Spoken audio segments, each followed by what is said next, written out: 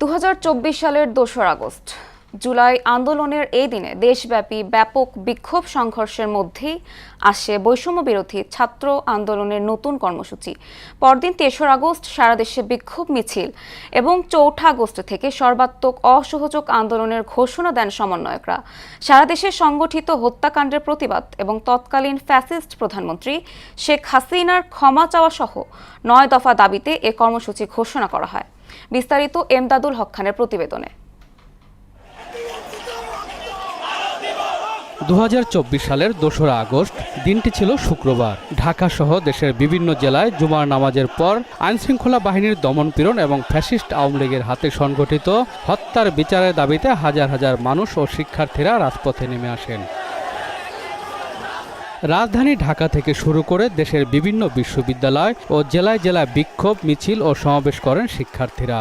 বৈষম্যবিরোধী ছাত্র আন্দোলনের পক্ষ থেকে 3রা আগস্ট সারা দেশে বিক্ষোভ মিছিল এবং 4ঠা আগস্ট সর্বাত্মক অসহযোগ আন্দোলন পালনের ঘোষণা দেওয়া হয়, যেখানে সারা দেশে সংগঠিত হত্যাকাণ্ডের প্রতিবাদ এবং স্বৈরাচার শেখ হাসিনার ক্ষমা চাওয়া সহ 9 দফা দাবি উপস্থাপন করা হয়, যার মধ্যে আন্দোলন ঘিরে সংগঠিত সহিংসতার বিচার, গ্রেপ্তার হওয়া শিক্ষার্থীদের মুক্তি এবং নিরাপদ শিক্ষাঙ্গনের দাবিও ছিল। পাশাপাশি শিক্ষক ও সচেতন নাগরিক সমাজ রাজপথে নেমে এসে শিক্ষার্থী আন্দোলনে সংহতি জানিয়ে দ্রোহযাত্রা কর্মসূচি পালন করেন। ডিবি হেফাজতে থাকা বৈষম্যবিরোধী ছাত্র আন্দোলনের 6 জন সমন্বয়ক মুক্তি পান এই দিন।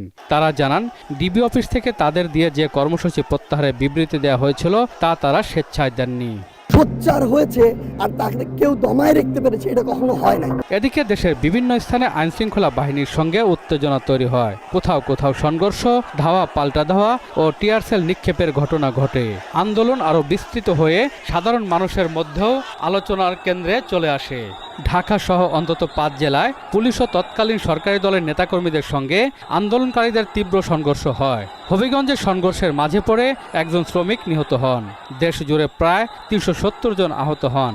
আন্দোলনকে কেন্দ্র করে বাংলাদেশে কমপক্ষে 32 শিশুর মৃত্যুর ঘটনায় গভীর উদ্বেগ প্রকাশ করে জাতিসংঘ শিশু তহবিল। অন্যদিকে 2রা আগস্ট দুপুর 12টার পর সরকারি নির্দেশে ফেসবুক, মেসেঞ্জার এবং টেলিগ্রাম বন্ধ করে দেওয়া হয়। প্রায় 5 ঘন্টা বন্ধ থাকার পর সন্ধ্যা 7টার দিকে ফেসবুক ও মেসেঞ্জার পুনরায় সচল করা হয়।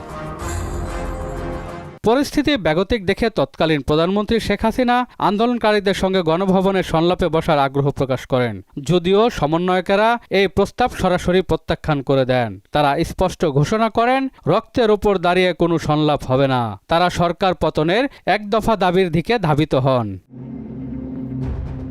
2 বছর পেরিয়ে গেলেও 2024 সালের এই দিনটি বাংলাদেশের রাজনৈতিক ইতিহাসের অন্যতম আলোচিত একটি দিন। সময়ের ব্যবধানে অনেক কিছু পরিবর্তন হয়েছে, তবে 2রা আগস্টের ঘটনাগুলো এখনও স্মরণ করিয়ে দেয় শিক্ষার্থীদের আন্দোলন কিভাবে একটি জাতীয় ইস্যুতে পরিণত হয়।